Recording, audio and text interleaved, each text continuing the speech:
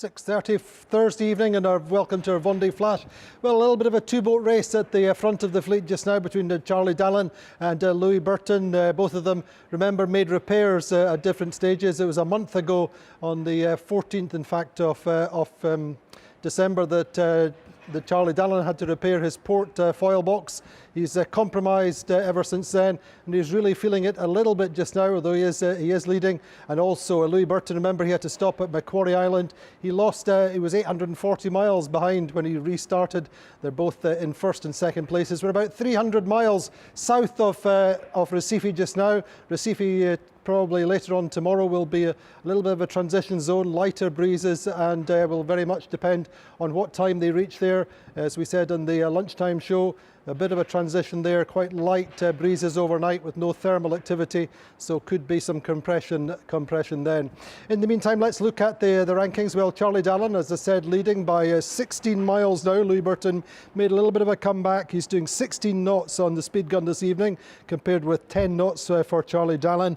Thomas Riong in third, Damien Seguin in fourth, both doing exactly the same speeds, although Damien Seguin out to the east and sailing a more easterly angle. He's at just on north, whereas Thomas Riong's doing 7 degrees, pretty much the same course as the other boats. Then Boris Herman is up to fifth. Same kind of latitude as Yannick Bestaven though, but Boris is the quickest this evening, 16.5 knots, and quickest over 24 hours. And Boris, of course, has got 100% potential just now, big foils, and his J2 working, and tomorrow may be Boris's day, but he is in fifth just now. Yannick Bestaven down to sixth, Benjamin Dutroux in seventh, Giancarlo Pedotti in eighth, John Le Cam in ninth, and then that gap over 250 more, 240 miles, 260 miles back to Maxime Sorel, then Armand Tripon and Clarisse Kramer in 11th and 12th. There's a big gap between Sorel and Tripon. Looking down the table, we're looking for our internationals. Well, Pip here is in 17th. Pip, who maybe all of you haven't noticed, had to do a penalty earlier on. She had to stop for 150 minutes, so she had a problem. She lost her life raft and also had a seal issue, and so she was given a penalty of 150 minutes. So she's restarted, and also she made a repair to the boot round her port rudder, and this is Pip's video from earlier on today. But what I'll do now is just take you into the back and I'll show you what the problem was. So here we go. In through my favourite hole.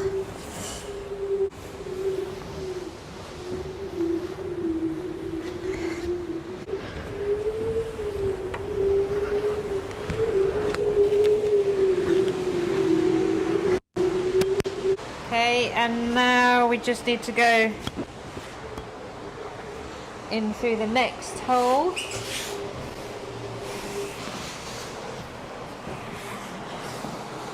And here you can see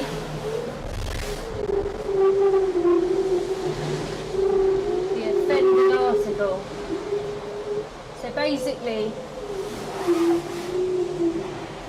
the water is coming in through the rudder bearing, and there was a boot on here that stood up to there, and it was just coming over the top of the boot, underneath the boot, and filling this whole area up here. So I had 100 litres of water sloshing backwards and forwards in here, which isn't good. So what I've done today is I've laminated from here up over the boot, and then this is a Kevlar garter, which just sort of extends the height above the waterline. So fingers crossed that will now be watertight. It's quite a big bit of work.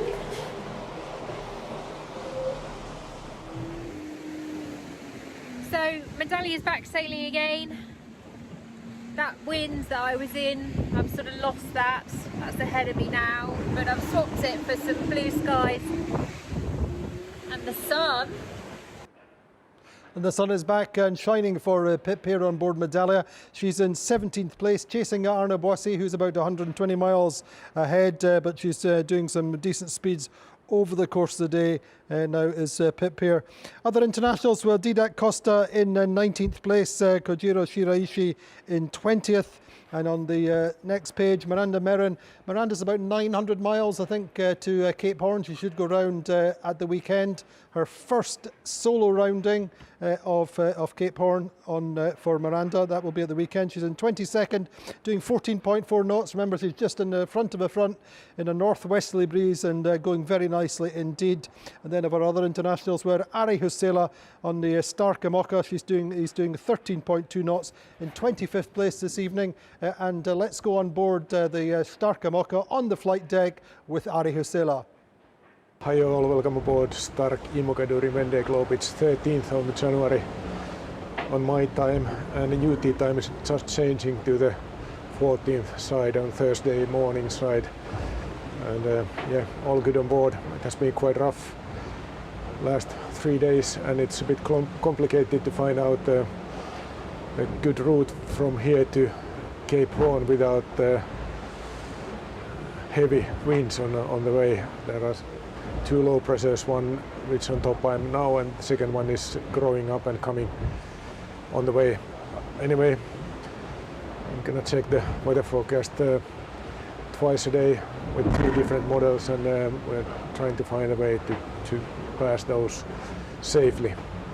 And because of this rough weather, this is my standby position, the place where I do my nappings now during heavier wind zones. It's quite easy to get out there to the chart table and also to hatch and to the controls if needed to do something. Otherwise, weather is so good.